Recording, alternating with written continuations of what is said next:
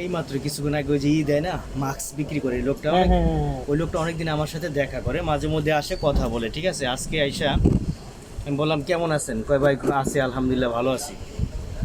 তো বলো যে ভাই মনের ভিতরে অনেক দুঃখ কষ্ট বেদনা আছে, এগুলা তো কেউ জানে না। আমি কই এগুলা কারোর জানানোর দরকার নাই, এগুলা কারে জানাইবেন আপনি, কার সাথে শেয়ার করবেন?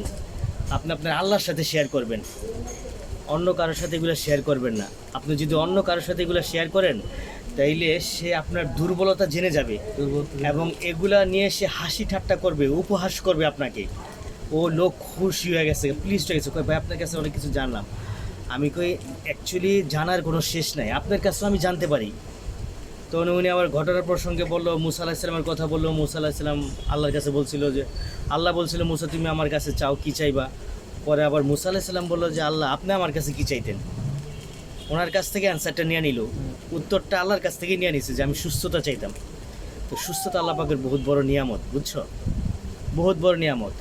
এই বাড়ির যে দারওয়ান আছে, কেয়ারটেকার আছে, বুঝছেন গুরু, বাড়িতে যে কেয়ারটেকার থাকে বা দারওয়ান থাকে অথবা কাজের মহিলা থাকে না, তারা ধুম্মা চলে গরু খায়, ছাগল খায়, মুরগি খায়, হাঁস খায়, বেড়া খায়, বকরি খায়, এভরিথিং খায়, ধুম্মা চলে খায়, হজম হয়ে যায়, ফালায় দেয়। বাট তার মালিক যে আছে সে কিছুই খাইতে পারে না। তারে ডাক্তার নিষেধ করছে যে আপনি এগুলো খাবেন না, আপনি শুধু যাও খাবেন, যাও যাও। তাও কি পরিমাণ মতো, ভরপুর পেট খেতে পারবে না সে, পরিমাণ মতো খাবেতে, তার মধ্যে একটা লিমিটে দিয়ে দিছে। তাহলে এই অর্থবিত্ত বৈভব, এই টাকা পয়সা কি হবে বলো?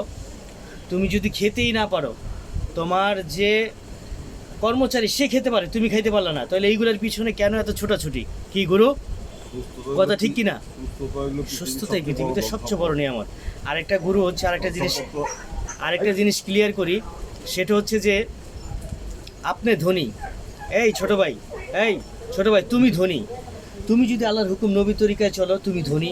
একটা শশা বিক্রেতা ধনী, একটা মুড়ি বিক্রেতা, শশা বিক্রেতা, একটা পান বিক্রেতা, অথবা একজন সবজি বিক্রেতা, অথবা একজন মুড়ি দোকানদার, সে আল্লাহর কাছে সবচেয়ে প্রিয় যদি সে শরীয়ত অনুযায়ী জিন্দেগি যাপন করে, আল্লাহর হুকুম নবীর তরিকা অনুযায়ী জিন্দেগি যাপন করে, তাহলে সে আল্লাহর কাছে দরিদ্র হয়েও সে আল্লাহর কাছে ধনী, আল্লাহর কাছে সে ধনী, আল্লাহর কাছে সে প্রিয় এই বান্দাটা।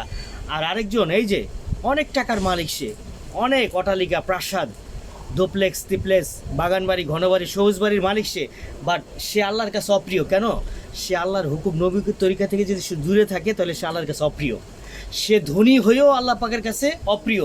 আরেকটা লোক এই গরিব হয়েও আল্লাহ পাকের কাছে প্রিয়। দুইজনের মধ্যে পার্থক্য কি জানো? যে ধনী লোকটা সে যদি আল্লাহর হুকুম নবী তরিকায় পুরা করে তাহলে সে ধনীর চেয়েও ধনী। আর গরিব লোকটা যদি গরিব হয়েও যে শুধু আল্লাহর হুকুম মানে নবীর তরিকায় চলে, সে দরিদ্র হয়েও ধনীর চেয়েও ধনী। শুকরিয়া, শুকরগুজার, এটা হলো সবচেয়ে বড় জিনিস। এর জন্য এদিকে ফোকাস দেওয়া, ধর্মীয় অনুশাসনকে লালন করা, প্র্যাকটিস করা, তাহলে তুমি বাদশা, এখানেরও বাদশা, ওইখানেরও বাদশা। আর যদি এটা তুমি না করে তাহলে তুমি এখানেরও ফকির, ওইখানেরও ফকির তুমি। এর জন্য এদিকে ফোকাস দেওয়া ভাইয়া। এর জন্য জিন্দিগিটাকে আল্লাহর হুকুম শরীয়ত অনুযায়ী চালানো।